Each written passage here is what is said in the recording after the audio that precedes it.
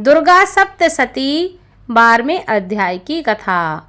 नमस्कार भाइयों बहनों और मित्रों, जय माँ गायत्री। आप सभी का मेरे YouTube चैनल शुभकर माही अष्टों में स्वागत है। आज की इस वीडियो में सुनेंगे दुर्गा सप्तशती के 12वें अध्याय की कथा। उससे पहले आप सभी से विनम्र निवेदन है, अगर आप मेरे चैनल पर पहली बार आए हैं तो प्लीज़ वीडियो को लाइक, चैनल को सब्सक्राइब और वीडियो को ज़्यादा से ज़्यादा शेयर अवश्य करें, ताकि आपके साथ साथ आपके अपने भी इस कथा या इस पाठ का लाभ ले सकें। नवरात्रि के दिनों में दुर्गा सप्तशती के पाठ को करने से तथा सुनने मात्र से संपूर्ण पाठ का फल प्राप्त होता है, संपूर्ण मनोकामनाएं पूरी होती हैं। माना जाता है कि इस पाठ को सुनने से तथा सुनाने से माँ भगवती की कृपा प्राप्त होती है और जीवन के जो संकट हैं वह समाप्त होते हैं और माता की कृपा से समस्त प्रकार के मनोरथ पूर्ण होते हैं। 12वें अध्याय में देवी के चरित्रों के पाठ का महात्म्य का वर्णन किया गया है। देवी कहती हैं, हे देवताओं, जो पुरुष इन स्तोत्रों द्वारा एकाग्रचित होकर मेरी स्तुति करेगा, उसके संपूर्ण कष्टों को मैं निसंदेह हर लूंगी। मधुकैटभ के नाश, महिषासुर के वध और शुंभ तथा निशुंभ के वध की जो मनुष्य कथा कहेंगे, मेरे महात्म को अष्टमी, चतुर्दशी व नवमी के दिन एकाग्रचित होकर भक्ति पूर्वक सुनेंगे, उनको कभी कोई पाप ना रहेगा। पाप से उत्पन्न हुई विपत्ति भी उनको नहीं सताएगी। उनके घर में कभी भी दरिद्रता नहीं होगी और ना ही उनके प्रियजनों का कभी बिछोह होगा। उनको किसी प्रकार का भय ना होगा। इसलिए प्रत्येक मनुष्य को भक्ति पूर्वक मेरे इस कल्याणकारक महात्म्य को सदा पढ़ना और सुनना चाहिए। मेरा यह महात्म्य महामारी से उत्पन्न हुए संपूर्ण उपद्रवों को एवं 3 प्रकार के उत्पातों को शांत कर देता है। जिस घर व मंदिर में या जिस स्थान पर मेरा यह स्तोत्र विधि पूर्वक पढ़ा जाता है या सुना जाता है, उस स्थान का मैं कभी भी त्याग नहीं करती और मैं वहाँ सदा ही नित्य निवास करती हूँ। बलिदान, पूजा, होम तथा महोत्सवों में मेरा यह चरित्र उच्चारण करना तथा सुनना चाहिए। ऐसा हवन या पूजन मनुष्य जानकर या बिना जाने करे, मैं उसे तुरंत ग्रहण कर लेती हूँ और शरद काल में प्रत्येक वर्ष जो महापूजा की जाती है, उसमें मनुष्य भक्ति पूर्वक मेरा यह महात्म्य सुनकर सब विपत्तियों से छूट जाता है और धन, धान्य तथा पुत्र आदि से संपन्न हो जाता है और मेरे इस महात्म्य व कथाओं इत्यादि को सुनकर मनुष्य निर्मल हो जाता है और महात्म्य के श्रवण करने वालों के शत्रु नष्ट हो जाते हैं तथा कल्याण की प्राप्ति होती है और उनका कुल आनंदित हो जाता है। सब कष्ट शांत हो जाते हैं तथा भयंकर स्वप्न दिखाई देना तथा घरेलू दुख इत्यादि सभी मिट जाते हैं। बाल गृहों में ग्रसित बालकों के लिए यह मेरा महात्म्य परम शांति देने वाला है। मनुष्यों में फूट पड़ने पर यह भली भांति मित्रता करवाने वाला है। यह मेरा महात्म्य मनुष्यों को मेरी जैसी सामर्थ्य की प्राप्ति कराने वाला है।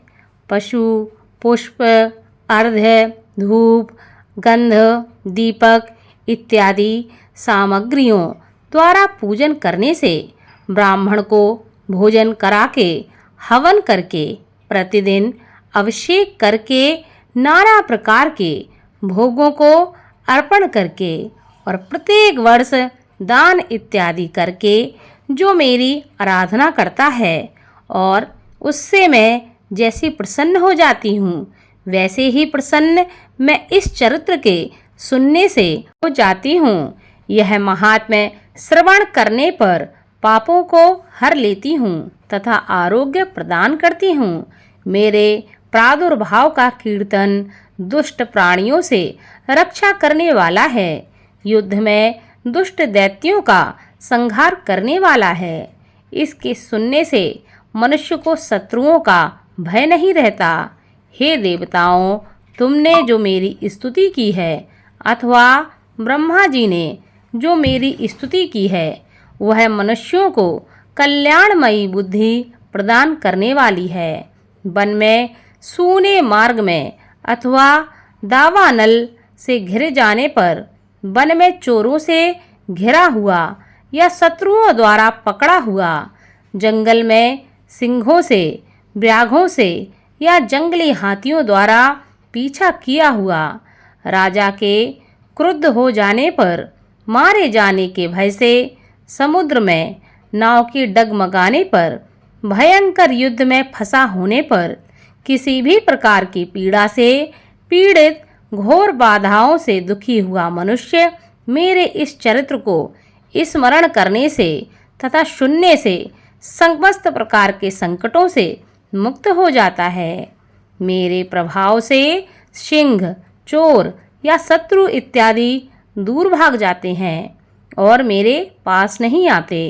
महर्षि ने कहा, प्रचंड पराक्रम वाली भगवती चंडिका यूँ कहने के पश्चात सब देवताओं को देखते ही देखते अंतर्ध्यान हो गई और संपूर्ण देवता अपने शत्रुओं के मारे जाने पर पहले की तरह यज्ञ भाग का उपभोग करने लगे और उनके अपने अधिकार फिर से उन्हें प्राप्त हो गए। युद्ध में देवताओं के शत्रुओं शुंभ व निशुंभ के देवी के हाथों मारे जाने पर बाकी बचे हुए राक्षस पाताल को चले गए।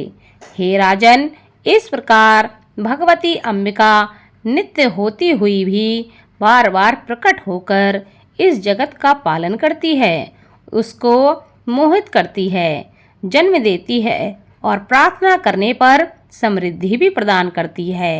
हे राजन, भगवती ही महाप्रलय के समय महामारी का रूप धारण करती है और वही संपूर्ण ब्रह्मांड में व्याप्त है और वही भगवती समय समय पर महाकाली तथा महामारी का रूप बनाती है और स्वयं अजन्मा होती हुई भी सृष्टि के रूप में प्रकट होती है।